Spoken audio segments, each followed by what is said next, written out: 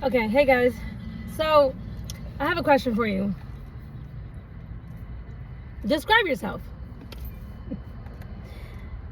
Can you describe yourself? How do you describe yourself? Have you ever really thought about that? I say that because I had a kind of interesting conversation with a friend, and he was saying how he wasn't going to be able to do the dating thing. He's newly single, and was just saying how everything has changed, and he's just yeah, I'm not doing that speed dating thing, and he has seen people doing that. And I was laughing because I was feeling the same thing. I was actually saying the same thing to myself when I became newly single. And anyway, it was tell me about yourself, right? And I think that is kind of funny when you think about it, because it's okay. It's like when you go to a job interview, and if you say, tell me about yourself, right?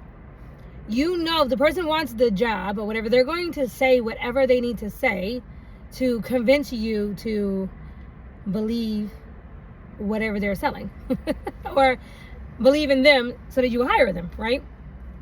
And I think the same goes for when people are dating and they want to get with somebody, right? And let's say the person that you want to get with, let's say you know a little bit about them and you can tell that they love pizza. And so when that person says, hey, tell me about yourself, and they say, I love pizza, their hope is that you will have that in common, and that you may say, oh my God, I love pizza too. What a coinky dink. But very rarely, when you think about it, how often do you get a real authentic answer from somebody? Or how often do you get somebody who is very real and authentic with showing up exactly how they are? I would say, based on my experiences,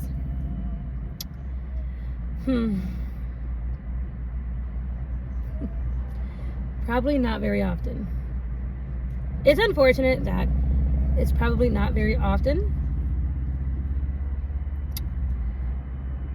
But I would have to say, authentically, with me, that I'm very much, very, very much what you see is what you get. And I'm very authentic and sometimes brutally honest. And so when I answer, tell me about yourself, or, whatever, and I spit out blah, blah, blah, blah, blah, yeah, I'm very, very much pretty much brutally honest. And I think because I approach life that way, that I have fallen victim, if you want to say victim, to believing what other people say about themselves. Okay. And I think it could be a blessing or a curse, right? To be so brutally honest, and to really show up authentically to situations, to people. I mean, it's always been a blessing or a curse. Okay, but I'm so sincere and so real when I say I am totally that person who is people either love me or hate me, and I'm so for real when I say I am completely opposite spectrums. But I think my ex-husband, he would definitely concur and probably agree, and my late husband would probably say the same thing. It's I'm not bipolar, but you know how they say the weather can be bipolar, in the morning it's freezing cold, and right now it's 80 degrees. Okay. And that's definitely my personality, meaning, and I have heard this my whole entire life, and I, now being more mature, I can definitely say, yes, I definitely have very opposite sides of the spectrum to my personality, meaning I am organized chaos, right? And my sister-in-law, she used to say that to me all the time. She used to be like, oh my God, you're like organized chaos. It's like, I am chaotic. Like when I'm doing something, like when I'm doing my baskets or whatever, the room will look like it blew up, like literally like it blew up. But yet I'm organized and I know exactly where everything is at, right? I am like literally that woman who, like, my playlist, my music list of my music that I actually have in my phone that I've actually downloaded is so bipolar, meaning like literally it'll be country music 1 minute and the next minute rap music, or it could be worship music 1 minute and the very next minute it's, you know, booty music or something, I don't know, you know, reggae, whatever, you know. And so it was funny because when I was talking to my friend, I said to him, I'm totally that chick who will be up in the club. Not really, because I'm not really in the clubs, you know, like, but, you know, I have actually been in a situation where, you know, I'm like up in the club and I'm preaching to somebody. It's like, okay, because I worship my God. I'm going to serve and worship my God anywhere I go. From here, there, wherever we are, it doesn't matter, right? And I say that because when I was young, and I'm talking about young, I'm talking about I was just newly moved out. I was 18 because I was just newly moved out. I don't know if I told this story or not before, but if Travis was alive, he would totally be laughing at me right now. And he remembers this. He used to make fun of me about this all the time. I went out with some friends after work. And I don't remember what we were celebrating. I don't remember why. I don't even remember. I just remember going out. And I remember Travis telling me we were dating. And like I said, I was a teenager, you know. And he was like, go have a good time. Go out with your girls or whatever. And, yeah, I don't know if somebody was getting married. I don't even remember. But anyway, I went with the group of girls, you know, in their car. So I didn't have my own car. I didn't go in my own car. And I didn't really know where we were going, right? I didn't quite understand. But as we were leaving out and somebody said where we were going, or basically whatever they said, I repeated it back to Travis over the phone. And he was like, oh, really? That's where you're going? Oh, so you're going to have a lot of fun, he said. And I was like, I guess, you know, is the food good, you know? He was like, yeah, you're going to need some ones for that, or singles. That's what he said. You're going to need some singles. Let me help you with that. I'm going to give you some singles, because he was a barber, so he always had cash. And I remember thinking, like, why? I'm like, why are you saying that? Like, you know, I don't know. I have my credit card, you know. Anyway, so when we go to the place and we show up, it was a club for ladies that, you know, they were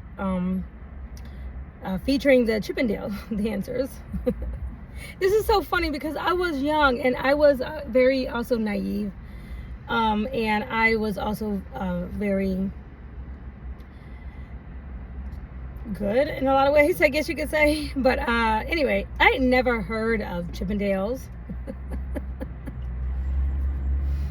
And also, I had never been to this type of club either. And so, that just wasn't my style. It never was my style. Now, I'm not going to say I was perfect angel. And I didn't do anything wrong, because I absolutely did things that I should have done when I was young and I was a teenager or whatever. But that would not have been one of the things that I would have picked. Okay?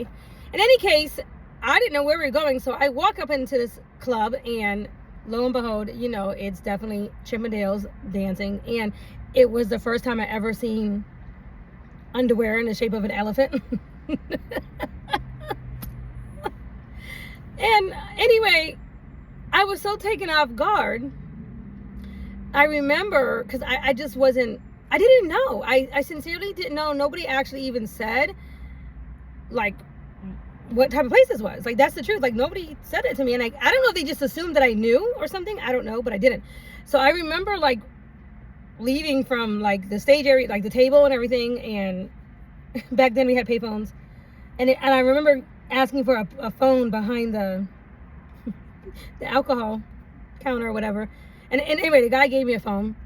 And I called Travis. And I called him and I said, Travis, I don't, I'm not supposed to be here. I don't think I'm supposed to be here. There are men on stage. They're dancing naked. And I didn't know it was this type of place. Like, I didn't know this where I was coming. And he was laughing so hard. He was like laughing because he knew based on what I told him, but I guess he didn't know that I didn't know, or he didn't pick up on that. I don't know. And so he was laughing at me so hard, and I was like, stop laughing. What are you laughing for? He's like, that's why I told you to get the ones, but baby, go give him a 1. And I was like, you want me to participate? I was so young and naive, and he was so silly about it. He was just so silly about these things. Like, he really was. It was like nothing to him. Anyway, he was not jealous at all. But I was like, no way. What if my parents find out that I'm here? And he said to me, he said, honey, babe, you moved out, right? You're an adult on your own. And I was like, now here I am in the club. I'm literally in the club, and people are screaming or whatever, and they're looking at these dancers, and I'm over here like, what does it have to do about anything? I'm scared. I'm going to be in trouble. And I said, if you don't come get me right now, come and get me right now. And he was like, are you serious? I said, come and get me right now. I have to get out of here. I don't want to see penises everywhere, whatever. And he thought it was so funny because I was so sincere. I was so serious. Like, come and get me, because I wasn't like that, But because him and I had a very vivacious dating life and risque maybe or whatever, I think he had thought that I would be just fine with that or whatever. I don't know. But anyway, he did. He came and got me. He laughed all the way home. He made fun of me. Actually, he made fun of me to the rest of our days. Like, literally was like, he used to just say things like that. Don't catch her up in the club and tripping. She's gonna pull out her Bible and she's gonna be preaching to everybody up in there, even while you sweating in her face or whatever. Anyway, he used to say stuff like that all the time for the rest. And so actually, his nickname for me was he used to say I was a sexy librarian.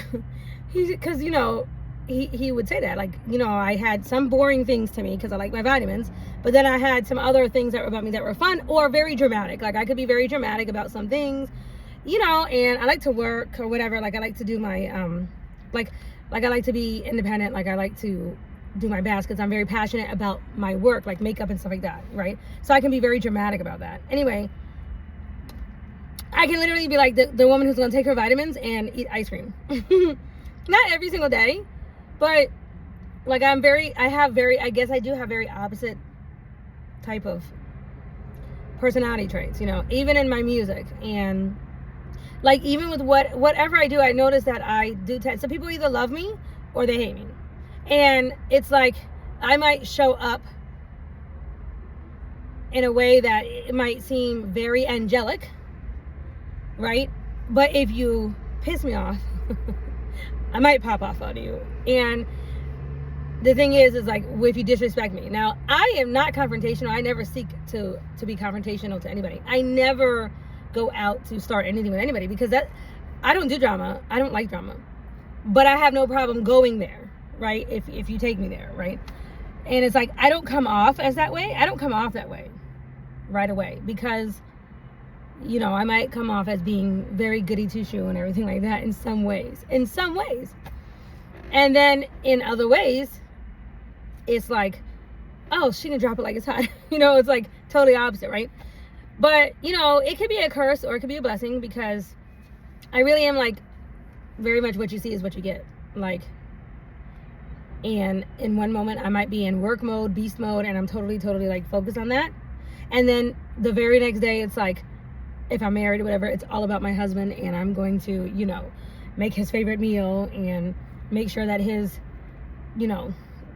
whatever, his favorite spot on the couch is ready to go, and, and that he's putting his feet up and the game is on and he's having his favorite dip and, loving on him or whatever. And like, totally, and it's like, I can totally go back and forth like that, right?